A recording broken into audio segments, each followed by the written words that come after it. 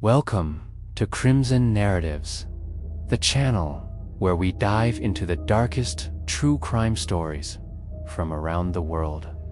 Here, we uncover chilling details, forgotten victims, and haunting mysteries that refuse to fade. If you want to explore the shadows of true crime with us, stay until the end, because tonight's story will leave you shaken.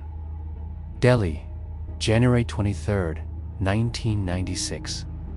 The city was alive with its usual chaos: honking cars, narrow alleys, and the endless chatter of India's capital. But inside one quiet South Delhi flat, the life of a young woman with dreams and ambitions came to a brutal end. Her name was Priyadarshini Mattoo.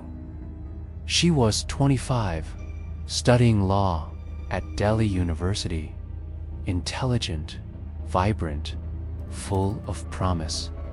She wanted to fight for justice, to stand in courtrooms and argue cases. But in a cruel twist of fate, justice would abandon her when she needed it most. That morning, Priyadarshini was alone at home. Her parents were away. Her father, a senior police officer, trusted that his daughter was safe in the heart of the capital. But lurking in her life was a shadow she could not escape: a man named Santosh Kumar Singh. He was not a stranger. He was a fellow law student, the son of a powerful police officer. And for years, he had stalked her relentlessly. Priyadarshini had reported him to her professors, to the police, even filed complaints. She told everyone she feared him, yet nothing was done. His father's influence cast a protective shield around him. Santosh followed her to classes, to her home, to the library. He called her repeatedly, harassed her, and threatened her. She lived in fear. On that day, January 23rd, her fear became reality. Sometime around noon, Santosh entered her home. The exact sequence of events can never be fully known, but what is certain is this: he attacked her. She was beaten with a motorcycle helmet, strangled with an electrical wire. Her body bore signs of brutal sexual assault.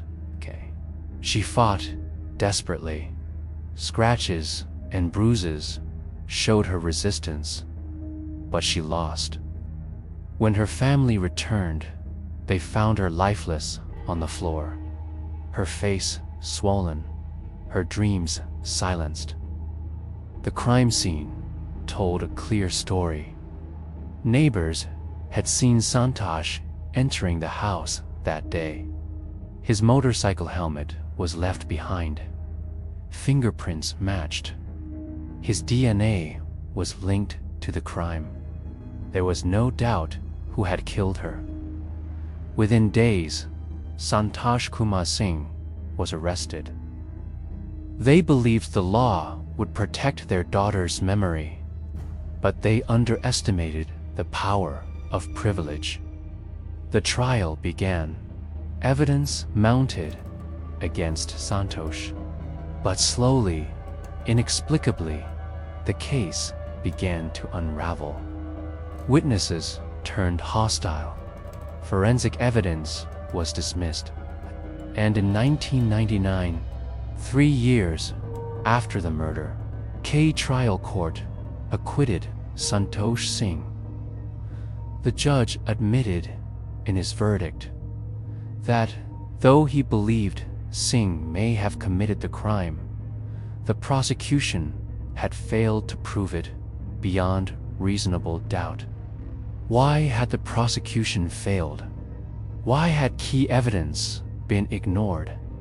Many whispered that Santosh's father's position in the police force had influenced the investigation. Justice, once again, was not blind. It was bought. For Priyadarshini's family, the acquittal was another death. Her father, a senior police officer who had dedicated his career to law and order, broke down in front of cameras. "If this can happen to my daughter," he said, "what hope is there for ordinary citizens?" His words echoed across India. Newspapers called it a travesty. Women's groups protested in the streets. Candlelight vigils appeared, demanding justice for Priyadarshini.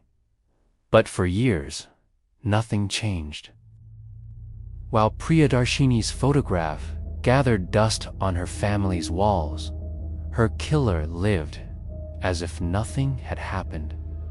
But her father refused to stop fighting. Year after year, he filed appeals, wrote letters, demanded action. Journalists kept her name alive. Civil society organizations pushed. It took a decade, 10 long years. But in 2006, the Delhi High Court reopened the case. This time, the judges reviewed the evidence with fresh eyes. They condemned the original acquittal as a mockery of justice. They noted how the trial court had ignored overwhelming evidence: eyewitness accounts, forensic matches, DNA reports. And they did what should have been done 10 years earlier.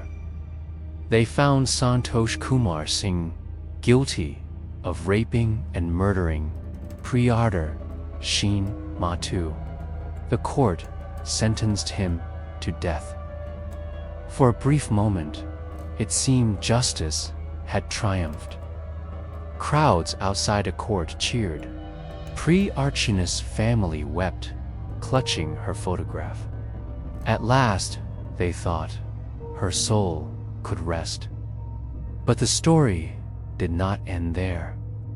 In 2010, the Supreme Court of India reduced his sentence to life imprisonment, citing mitigating factors. Priyadarshini's killer would not hang. He would live out his life in prison. For her family, it was bittersweet. Justice had come, but diluted. The case left scars deeper than one family's grief. It exposed the rot of India's justice system. How power shields the guilty. How victims' voices are ignored. How courts can take decades to correct wrongs. Priyadarshini's murder was not just about one young woman. It was about every woman stalked, harassed, silenced by men who believe they can get away with anything. Her case forced India to confront the failures of law enforcement, the dangers of privilege, and the long fight victims' families must endure. Even today, her story is remembered as a turning point. It is taught in law schools, cited in debates, whispered in conversations about justice delayed. Priyadarshini's name has become more than a memory. It is a warning that stalking is not harmless, that harassment is not trivial, that when women say they are in danger, society must listen, because when we do not, the price is always blood. And so, as we close this chapter, we remember Priyadarshini not as a victim, but as a symbol a law student who wanted to fight for justice, but whose own life became the courtroom's greatest lesson. Her father once said, "My daughter has gone, but if her case changes the system, then her death will not be in vain." The haunting question is whether India has learned that lesson, or whether more Priyadarshini's must die before the system truly changes. If you are watching this, you know why these stories matter. They are not just about the past. They are warnings for the present. Don't let Priyadarshini's voice fade into silence. Keep her memory alive. Like this video, share it, and subscribe to Crimson Narratives. Because the moment we stop telling their stories is the moment we let injustice win again.